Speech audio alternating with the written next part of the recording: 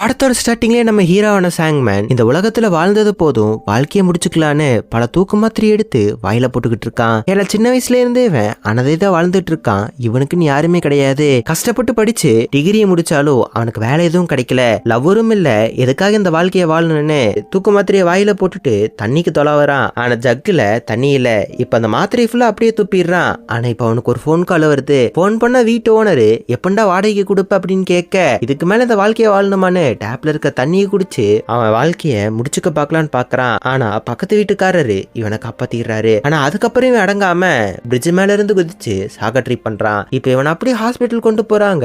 ஹாஸ்பிட்டல்ல மறுபடியும் இவனோட உயிரை காப்பாத்திடுறாங்க. ஆனா இவன் சுயநினைவுக்கு வந்து திரும்பி பார்க்கும்போது பக்கத்திலே ஒரு ஆளு ஹாஸ்பிட்டல் கூட பார்க்காம ஒரு அங்கிள் பயங்கரமா சிகரெட் அடிச்சிட்டு இருக்காரு. அவரை பார்த்துமே இந்த மாதிரிலாம் சிகரெட் அடிக்காதீங்க அப்படின்னு சொல்ல தூரத்துல இருந்து வந்த நர்ஸ், ஹாஸ்பிட்டலுக்குள்ள சிகரெட் பிடிக்க கூடாதுன்னு உங்களுக்கு தெரியாதான்னு சாங்மேனை பார்த்து பயங்கரமா திட்டுறாங்க. இவனுக்கு நடந்தது ஒண்ணுமே புரியல. அதுக்கப்புறமா தான் ஒரு விஷயம் நோட் பண்றான். அந்த அங்கிள் இவன் பக்கத்துல இருக்கிறவரு இவன் கண்ணுக்கு மட்டும் தான் தெரியறாரு.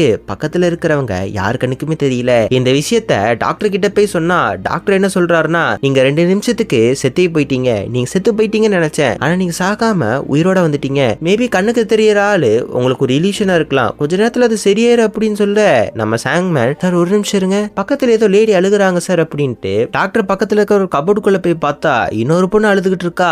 அந்த பொண்ணு நம்ம ஹீரோவை பார்த்து என்ன மன்னிச்சிருன்னு பயங்கரமா அழுதுட்டு இருக்கா. இத பார்த்தவன டாக்டர், சரி இவனுக்கு மூளை குழம்பி போச்சு போல இருக்கு அப்படின்னு சொல்லி நைட் அவன் அங்க ஸ்டே பண்ண வைக்கிறாங்க. ஆனா அதுக்கப்புறமா ஒரு காஜி பிடிச்ச தாத்தா இவன் கண்ணுக்கு தெரிய ஆரம்பிக்கிறாரு. அதுக்கப்புறமா தான் நம்ம ஹீரோக்கு தெரியுது இவங்க 3 பேருமே பெயின்னு. இந்த திரைப்படத்தோட பேரு ஹலோ கோஸ்ட். இப்பதான் நம்ம சேனலுக்கு ஃபர்ஸ்ட் டாட்டி வந்திருக்கீங்கன்னா மறக்காம நம்ம சேனலை சப்ஸ்கிரைப் பண்ணிட்டு சரி வாங்க வீடியோ கண்டினியூ பண்ணலாம். இப்ப அடுத்த நாள் அப்படி எந்திரிச்சு பார்த்தா 3 பேர் இருந்த இடத்துல ஒரு குட்டி சாத்தானும் சேர்ந்து வந்திருக்கு. சரி இவனை வச்சு என்னடா பண்றது அப்படின்ட்டு அப்படியே பஸ்ல ஏறி வீட்டுக்கு போயிட்டு இருக்காரு. ஆனா நம்ம ஹீரோ வீட்டுக்கு போறான். ஆனா அந்த 4 பேயும் இவனோட உடம்ப டேக் ஓவர் பண்ணுது. அந்த பேய் கிட்ட பேசினா இவன் தன்னந்தனியா பேசுற மாதிரி இருக்கு. என்னடா பண்றதுன்னு யோசிக்கும் போதுதான் பேய் ஓட்டுற ஒரு ஷாமனோட போட்டோவை பாக்குறான். அவர்கிட்ட போய், சாமி இந்த மாதிரி என் கண்ணுக்கு 4 பேய் தெரியுது, நான் அவங்க கிட்ட இருந்து எப்படி தப்பிக்கிறது அப்படின்னு கேட்க அந்த சாமி என்ன சொல்றாருன்னா, நீ செத்து திருப்பி உலகத்துக்கு வந்திருக்க, அதனாலதான் அவங்க உங்க கண்ணுக்கு தெரியறாங்க. அவங்களா எப்ப போறாங்களோ அப்ப மட்டும்தான் உனக்கு இதுல இருந்து விடுதலை கிடைக்கும் அப்படின்னு சொல்ல இவன் ரொம்ப சோகமா வீட்டுக்கு போறான். ஃபர்ஸ்ட் வாட்டி என் வீட்டுக்கு 4 கெஸ்ட் வந்ததை நினைச்சு சந்தோஷப்படுறான். ஆனா அது 4மே பேயா இருக்கிறத நினைச்சு வருத்தமும் படுறான். அந்த 4 பேய்களுமே தங்களுக்கு என்ன பிடிக்குமோ அதை இவன் உடம்ப வச்சு பண்ண ஆரம்பிக்குது. அந்த தாத்தா பயங்கரமா தண்ணி அடிக்கிறாரு. அந்த அங்கிள் பயங்கரமா சிகரெட் அடிக்கிறாங்க. அந்த குட்டி பையன் ஒரே ஜங்க் ஃபுட்டா வாங்கி சாப்பிட்டுட்டு இருக்கான். அந்த அழுகிற லேடி இவ உடம்ப பயன்படுத்தி பக்கத்துல இருக்க லேடி கிட்டலாம் நான் எவ்வளவு கஷ்டப்படுறேன்னு தெரியுமான்னு அழுது ஒடிஞ்சுக்கிட்டு இருக்காங்க. அது மட்டும் இல்லாம நம்ம ஹீரோக்கு இதெல்லாம் பிடிக்காம தயவு செஞ்சு இங்கிருந்து போயிருங்க அப்படின்னு சொல்ல, ஆனா அந்த 4 பேய்களுமே பேய் படத்தை பார்த்து பயந்துட்டு இருக்குங்க. என்னடா பண்றதுன்னு கடுப்புல இருக்கான். நைட்டான இவங்களோட பிரசன்ஸ்னால அவன் வீடே பயங்கர குளிராகி போச்சு. என்னடா பண்றதுன்னு யோசிச்சு திருப்பி அந்த ஷாமன் கிட்ட போறான். அந்த ஷாமன் இப்ப என்ன சொல்றாருன்னா, நீ அந்த பேய் கிட்ட இருந்து தப்பிக்கணும்னா உனக்கு ஒரே ஒரு வழிதான் இருக்கு. அந்த பேய்களுக்கு என்ன ஆசைன்னு கேட்டு அதை தீர்த்து வைக்க பாரு அப்படின்னு சொல்ல நம்ம ஹீரோவுமே சரி உங்களுக்கு என்னதான் ஆசை, ஒருத்தவங்களோட ஆசையா நான் நிறைவேற்றி வைக்கிற அப்படின்னு சொல்ல நம்ம தாத்தாவோட ஆசைய ஃபர்ஸ்ட் இவன் நிறைவேற்றலான்னு பாக்குறான். அந்த தாத்தாவுமே எனக்கு கேமரா வேணும் அப்படின்னு சொல்ல நம்ம ஹீரோவும் அவரை கூட்டிட்டு கடைக்கடையா போய் தேடுறான். ஆனா அந்த தாத்தா கேட்ட கேமரா மட்டும் கிடைக்கவே மாட்டேங்குது. நம்ம ஹீரோ அந்த தாத்தாவை பார்த்து என்ன சொல்றாருன்னா, இவ்வளவு கடையை காமிச்சிட்டேன், எதுவுமே உங்க கேமரா இல்லையா, இதுதான் உங்க கேமரா அப்படின்னு கேட்க பேய்களால ஆசையை சொல்ல மட்டும் தான் முடியும், அதை நிறைவேற்றுறதெல்லாம் உன்னோடதுதான் அப்படின்னு சொல்ல இவன் குழம்பி போயிட்டான். சோ ஃபைனல் அந்த தாத்தா என்ன சொல்றாருன்னா, ஒரு பிரிசனர் கிட்ட தான் என்னோட கேமரா இருக்கு, அதை போய் வாங்கிட்டு வா போ அப்படின்னு சொல்ல இவனுக்கு ஒண்ணுமே புரியல. இப்ப அந்த பிரிசனரை பார்த்து இந்த தாத்தா நம்ம ஹீரோட உடம்புக்குள்ள போய், சார் என் கேமராவை கொடுத்துருங்களேன் அப்படின்னு கேட்க அந்த பிரிசனர் கேமராவை கொடுக்கற மாதிரி தெரியல. சோ இவர்கிட்ட இருந்து எப்படியாவது கேமரா வாங்கி ஆகணும்னு நம்ம ஹீரோ என்ன பண்றாருன்னா, அந்த பிரிசனருக்கு ஒரு கிஃப்ட் வாங்கிட்டு அவர் வீட்டுக்கு போறாங்க. ஆனா இந்த பிரிசனரா இருக்கிறவரு ஒரு போலீஸ் இல்ல, ஒரு ஜெயில் கைதி தப்பிச்சிருந்திருப்பான். அவனை பிடிக்கிறதுக்காக அவர் பதுங்கி இருப்பாரு. இவனுங்க அந்த இடத்துக்கு வந்ததுனால போலீஸ்காரங்க கிட்ட இருந்து தப்பிச்சு அந்த திருட ஓடிடுறான். இந்த கடுப்புல பிரிசனரு நம்ம ஹீரோவை ஜெயில போட்டு வச்சிருந்திருப்பாரு. ஆனா அந்த தாத்தா நம்ம ஹீரோட உடம்புக்குள்ள போய், உன் சீக்கிரட்ஸ்லாம் எனக்கு தெரியும், அதெல்லாம் நான் இப்ப சொல்லட்டுமான்னு ஒன்னொன்னா எடுத்து வெளியே விடுறாரு. அதுக்கு பயந்து அந்த பிரிசனரு, சாமி இந்தா உன் கேமரா வச்சுக்கோ, இங்க இருந்து கிளம்புன்னு நம்ம ஹீரோவை வெளியே விட்டுறாங்க. இதுக்கப்புறம் தாத்தா என்ன சொல்றாருன்னா, பார்க் சூங்னு ஒருத்தர் கிட்ட இந்த கேமராவை கொடுத்துட்டு வா போ அப்படின்னு சொல்ல அவர் ஒரு ஹாஸ்பிட்டல் இருக்காரு. அந்த ஹாஸ்பிட்டல்ல அவர்கிட்ட போய் கேமராவை கொடுக்கும் போதுதான் அந்த ஹாஸ்பிட்டல்லயே ஒரு நர்ஸ் வேலை பாப்பா. இவதான் நம்ம படத்தோட ஹீரோயின். பார்த்தோட நம்ம ஹீரோக்கு லவ் வந்துருச்சு. இப்போ நம்ம ஹீரோயினை பத்தி கொஞ்சம் தெரிஞ்சுக்குவோம். நம்ம ஹீரோயின் இதே ஹாஸ்பிட்டல்ல வேலை பார்க்கறா. இவ இந்த மாதிரி ஹாஸ்பிட்டல்ல வேலை பார்க்கறதுனாலேயே இவ கண்ணு முன்னாடியே பல உயிர்கள் போய்கிட்டு இருக்கும். அதே ஹாஸ்பிட்டல்ல ஒரு குட்டி பையனுக்கு கேன்சர் இருக்கும். அந்த பையனை எப்பவுமே இவ பாசமா கவனிச்சுக்குவா. அதே மாதிரி அதே ஹாஸ்பிட்டல்ல ஒரு பேஷண்ட் இருப்பாரு. எப்ப பார்த்தாலும் சூதாடிக்கிட்டே இருப்பாரு. அது வேற யாரும் இல்ல, இவரோட அப்பா தான். இவ அப்பானா இவளுக்கு சுத்தமா பிடிக்காது. இத மாதிரிதான் நம்ம ஹீரோயினோட வாழ்க்கை போயிட்டு இருக்கும். இங்க இருந்து கட் பண்ணா அப்படி நம்ம ஹீரோவை காட்டுறாங்க. நம்ம ஹீரோ அடுத்ததா அந்த சின்ன பையனோட ஆசையை நிறைவேற்றலான்னு பாக்குறாரு. அந்த சின்ன பையனோட ஆசை என்னன்னா ஒரு அனிமேஷன் படத்துக்கு இவன் தியேட்டருக்கு போகணுங்கிறது தான். சரின்னு இப்ப நம்ம ஹீரோவுமே அவனை தியேட்டருக்கு கூட்டிட்டு போறான். ஆனா அதே தியேட்டருக்கு நம்ம ஹீரோயின் ஒரு குட்டி பையன் கேன்சரால பாதிக்கப்பட்டிருப்பான்ல, அந்த பையனை கூட்டிட்டு அதே படத்தை பார்க்க வந்திருப்பா. நம்ம ஹீரோ அவன் கிட்ட போய் உங்களுக்கு பொம்மை படம்னா ரொம்ப பிடிக்குமா, எனக்கு ரொம்ப பிடிக்கும் அப்படின்னு இவன் குழந்தை மாதிரி பேச ஆரம்பிக்கிறான். ஏன்னா இப்ப இவன் உடம்புக்குள்ள இருக்கிறது அந்த சின்ன பையனோட ஆத்மா. படத்தெல்லாம் நம்ம ஹீரோ பயங்கர என்ஜாய் பண்ணி பாக்குறான். இத பார்த்து நம்ம ஹீரோயினுமே இவன குழந்தை மாதிரி பிஹேவ் பண்றான்னு தோணிட்டு இருக்கு. படம் முடிஞ்ச உடனே நம்ம ஹீரோயின் அந்த குட்டி பையனை விட்டுட்டு கொஞ்ச தூரம் போவா. இதுதான் நல்ல வாய்ப்புன்னு நம்ம ஹீரோ உடம்புல இருந்த குட்டி பையனோட ஆவி அந்த குட்டி பையன் கிட்ட இருந்த பாதி சாக்லேட்டை அப்படியே எடுத்துக்கிறான். இத பார்த்த ஹீரோயினுக்கு ஒரு மாதிரி ஆயிருது. இப்ப அப்படியே கட் பண்ணா நம்ம ஹீரோயின் அந்த குட்டி பையனை கூட்டிட்டு ஒரு ஹோட்டலுக்கு போவா. இவங்கள ஃபாலோ பண்ணிட்டு நம்ம ஹீரோவும் அந்த குட்டி பையனோட ஆவியும் அங்க வரும். நம்ம குட்டி பையன் ஆசைப்பட்ட எல்லா சாப்பாடையும் பயங்கரமா சாப்பிட்றான்.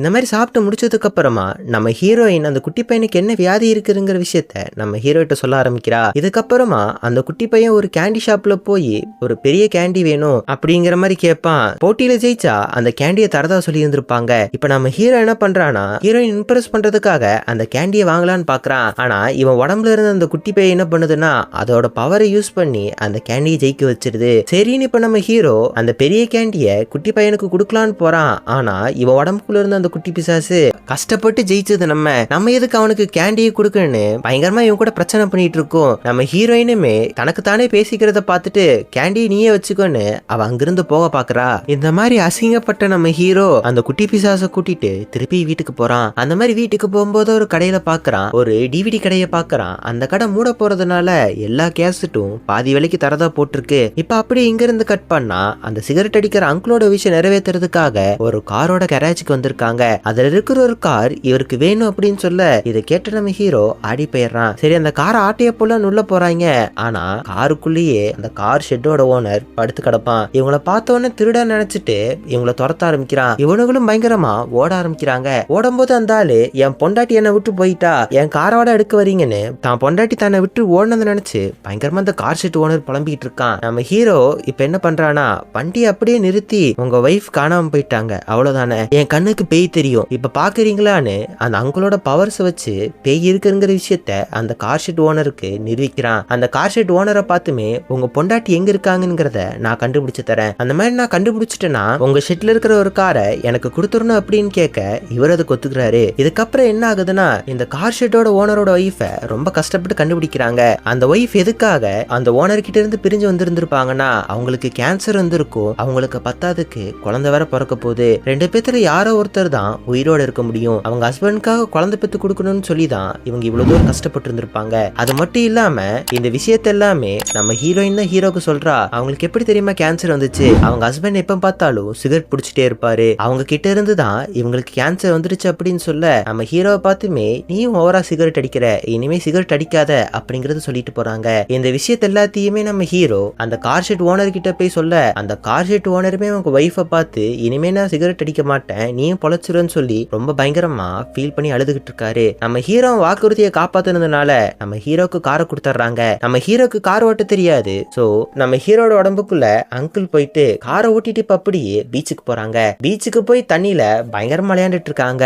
மித்த பேய்களும் அந்த பீச்சுக்கு வந்து பயங்கரமான ஆட்டம் போட்டுக்கிட்டு இருக்குங்க. சோ நம்ம ஹீரோ இதெல்லாம் முடிச்சுட்டு அவன் வீட்டுக்கு வந்து பாக்குறான். அவன் வீட்டுக்கு முன்னாடி பேய்களோட செருப்பெல்லாம் கிடக்கிறத பார்த்து அவன் ரொம்பவே சந்தோஷப்படுறான். ஏன்னா இவ்வளவு நாள் அவன் வீட்டுல யாருமே கிடையாது. அடுத்த நாள் காலையில ஒரு டிவிடி கடையில கேசட்லாம் பாதி விலைன்னு போட்டு இருந்திருப்பாங்கல்ல, அந்த கடைக்கு போறான். அந்த கடைக்கு போய் நிறைய சீடிஸ வாங்க ஆரம்பிக்கிறான். இப்ப அப்படியே திரும்பி வரும்போது எப்ப பார்த்தா சிகரெட் அடிச்சிட்டு இருக்கிற அங்கிள் இனிமே நான் சிகரெட் குடிக்க போறது இல்ல அப்படின்னு சொல்ல இதை கேட்ட நம்ம ஹீரோ நீ செத்தே போயிட்ட, இனிமே உனக்கு லங் கேன்சர்ல வராதுப்பா அப்படின்னு சொல்ல அந்த ஆள் என்ன சொல்றாருன்னா நான் ஒரு கார் கிராஷ்ல இருந்தேன் அப்படிங்கற மாதிரி சொல்லிட்டு இவங்க அப்படியே போயிட்டு இருக்காங்க. ஆனா இவங்க போகும்போது போலீஸ் கிட்ட மாட்டிக்கிறாங்க. போலீஸ்காரங்களும் நம்ம ஹீரோவை போலீஸ் ஸ்டேஷன் கொண்டு போயிடுறாங்க. உனக்கு தெரிஞ்சவங்க யாரா இருந்தா உன்னை வந்து கூட்டிட்டு போக சொல்லு அப்படின்னு சொல்ல இவனுக்கு தான் தெரிஞ்சவங்கன்னு யாருமே இல்லையே, தெரிஞ்சது ஃபுல்லா ஹீரோயினை மட்டும்தான். ஹீரோயினுக்கு போன் பண்ணி ஹீரோயினை வர சொல்ல ஹீரோயினும் வந்து ஹீரோ அங்கிருந்து கூட்டிட்டு போறா. போலீஸ் ஸ்டேஷன்லயுமே நம்ம ஹீரோயினை பார்த்துமே சாரி நான் உங்களை இந்த மாதிரி கூட்டிட்டு வந்துருக்க கூடாது, ஆனா எனக்குன்னு ஃபேமிலின்னு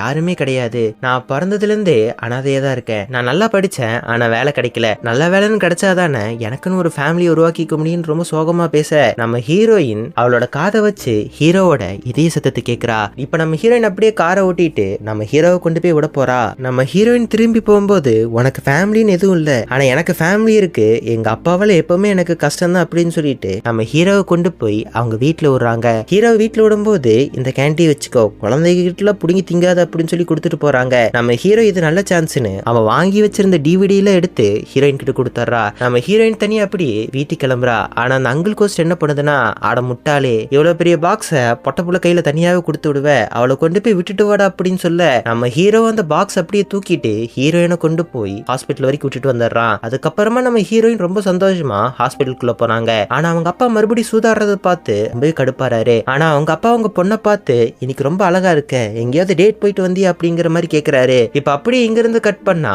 அந்த லேடியோட ஆசைய நம்ம ஹீரோ நிறைவேற்ற போறான். அந்த லேடி என்ன சொல்றாங்கன்னா, எனக்கு பிடிச்சவங்க எல்லாத்துக்கும் சமைச்சு போடணும், உனக்கும் உனக்கு பிடிச்ச ஒருத்தவங்களுக்கும் நான் சமைச்சு போடணும், வா காய்கறி எல்லாம் போய் வாங்கிட்டு வான்னு இவங்க சந்தைக்கு போய் காய்கறி எல்லாம் வாங்கிட்டு வராங்க. நம்ம ஹீரோவுமே ஹீரோயினை இன்வைட் பண்ணலான்னு ஹாஸ்பிட்டலுக்கு போறான். ஆனா அந்த மாதிரி ஹாஸ்பிட்டல்ல போய் அவங்களை இன்வைட் பண்ணலான்னு போகும்போது கரெக்டா ஹீரோயினோட அப்பா வந்து, ஏய் நீதான் என் பொண்ணை லவ் பண்றியா, என் பொண்ணை எப்ப கல்யாணம் பண்ணிக்குவ அப்படின்னு கேட்க நம்ம ஹீரோயினை அவங்க அப்பாவை பார்த்து பயங்கரமா கோவமா திட்டிடுறா. இத பார்த்த நம்ம ஹீரோவுமே உங்க அப்பாட்டியே நீ இப்படி நடந்துக்கிற அப்படின்னு கேட்க நம்ம ஹீரோயின், உனக்குன்னு ஒரு ஃபேமிலி இருந்தாதான் நான் படுற கஷ்டம் எல்லாம் உனக்கு புரியும், இனிமே என்ன பார்க்க வராதுன்னு ஹீரோவை புடிச்சு காட்டு திட்டிடுறாங்க. இப்ப அப்படியே இங்க இருந்து கட் பண்ணா நம்ம ஹீரோ அவனோட வீட்டுல வந்து தூங்கிட்டு இருந்திருப்பான். ஆனா அன்னைக்கு நைட்டே ஹீரோயினோட அப்பா ஹாஸ்பிட்டல்ல செத்து ஆவியா நம்ம ஹீரோவை பார்க்க வந்திருப்பாரு. என் பொண்ணு எனக்கு ரொம்பவே பிடிக்கும், நான் என் பொண்ணை ரொம்பவே மிஸ் பண்றேன், என் பொண்ணுக்காக நான் ஒரு கிஃப்ட் வாங்கி வச்சிருக்கேன், அது அந்த சூதாடுற இடத்துல இருக்கும் அப்படின்னு சொல்ல, ஏன்னா நம்ம ஹீரோயின் இப்போ ரொம்பவே சோகமா இருக்காங்க. ஏன்னா அவங்க அப்பாவை இறந்து போயிட்டாங்க, அவங்க இவ்வளவு நாள் கஷ்டப்பட்டு பார்த்துட்டு இருந்த அந்த குட்டி பையனை இறந்து போயிட்டா. இப்ப ஃபீனலுக்கு நம்ம ஹீரோ வரான். ஹீரோ நம்ம ஹீரோயினை பார்த்து, என்னால பேய்களை பார்க்க முடியும், அதனாலதான் அப்பப்போ வினோதமா நடந்து உங்க அப்பா செத்த நாள் அன்னைக்கு என் முன்னாடி வந்து உங்ககிட்ட மன்னிப்பு கேட்டாரு அப்படின்னு சொல்ல ஹீரோயினுக்கு சரியான கோவம் வந்துடுது. உனக்கு ஃபேமிலிஸ பத்தி ஒண்ணுமே தெரியாது, எங்க அம்மாக்கு சின்ன வயசுல உடம்பு சரியில்லாம இருந்துச்சு, எங்க அப்பா எப்ப பார்த்தாலும் வேலை வேலைன்ட்டே இருப்பாரு, எங்க அம்மாவை சரியா பாத்துக்கவே இல்ல, நான் எங்க அம்மாவோட இதய துடிப்பை எப்பவுமே கேட்டுட்டு இருப்பேன், எங்க அம்மா இதய துடிப்பு நின்னு போறதையும் நான் கேட்டேன், அதனால எங்க அப்பாவை நான் என்னால எப்பவுமே மன்னிக்க முடியாது அப்படின்னு சொல்ல நம்ம ஹீரோயினோட அப்பா சொல்ல வந்த முழு விஷயத்தையும் அவனால சொல்ல முடியாம அங்கிருந்து போயிடுறான். இப்ப அப்படியே நம்ம ஹீரோயினை பாக்குறதுக்காக பார்க் சூன்னு நம்ம ஹீரோ ஒருத்தர் கிட்ட கேமரா கொடுத்துருந்துருப்பார்ல, அவர் வராரு. அவர் வந்து உங்க அப்பா இந்த மாதிரி செத்து போன நினைச்சு நீ வருத்தப்படாதமா, உங்க அப்பா எப்பவுமே உங்க கூட தான் இருப்பாரு, எனக்காக ஒரு உதவி செய்யறியா, இந்த கேமராவை எனக்கு ஒரு பையன் கொடுத்தான்ல, அந்த கேமரா மட்டும் அவங்க கிட்ட கொடுத்துறியா அப்படின்னு கேட்க நம்ம ஹீரோயினுமே ஹீரோவோட வீட்டுக்கு போறாங்க. நம்ம ஹீரோவோட வீட்டுக்கு போனா அந்த லேடி கோஸ்ட் இவனுக்காக நிறைய சமைச்சு வச்சிருந்திருப்பாங்க. நம்ம ஹீரோ இப்போ ஒரு ஃபேமிலியா உட்காந்து அந்த சாப்பாடெல்லாம் சாப்பிட்றான். நம்ம ஹீரோயினுமே சாப்பிட்டுட்டு அங்கிருந்து கிளம்பி போயிடுறாங்க. ஆனா நம்ம ஹீரோ சொல்ற எந்த விஷயத்தையும் சரியா நம்பவே இல்ல, அவங்க பாட்டுக்கு போயிடுறாங்க. இதுல கடுப்பான நம்ம ஹீரோ, அதான் உங்களோட எல்லாத்தோட ஆசையை நான் நிறைவேற்றிட்டேன்ல, இங்கிருந்து போங்க அப்படின்னு சொல்லிடுறான். அடுத்த நாள் காலையில எந்திரிச்சு பார்த்தா அவன் வீடு வழக்கம் போல ஆயிப்போச்சு. சரி இதுக்கு மேல வாழ வேண்டாம், நம்ம செத்தலான்னு மறுபடியும் சாக ட்ரை பண்றான். ஆனா ஹீரோயினோட நினைப்பு மட்டும் அவன் மனசு விட்டு போகவே இல்ல, அவனை வாழ்றதுக்கு தூண்டிக்கிட்டு இருக்கு. நம்ம ஹீரோயின் அவங்க அப்பாவோட நினைப்பா அவர் எப்பவுமே சூதார இடத்துக்கு போறாங்க. அங்க போய் பார்த்தா அவங்க அப்பா அவளுக்காக ஒரு கிஃப்ட விட்டுட்டு போயிருந்திருப்பாரு, ஒரு அழகான ஷூ அவங்க அப்பா அவளுக்காக விட்டுட்டு சாரின்னு ஒரு நோட்டையும் எழுதி வச்சுட்டு போயிருந்திருப்பாரு. இப்ப நம்ம ஹீரோயினை பாக்குறதுக்காக நேத்து சமைச்ச சாப்பாடுலாம் பாதி மிச்சம் இருக்கு, நீ நானே இது சேர்ந்து சாப்பிடலாமான்னு இவங்க எல்லாம் ஒரு இடத்துல உட்காந்து சாப்பிட்டு இருப்பாங்க.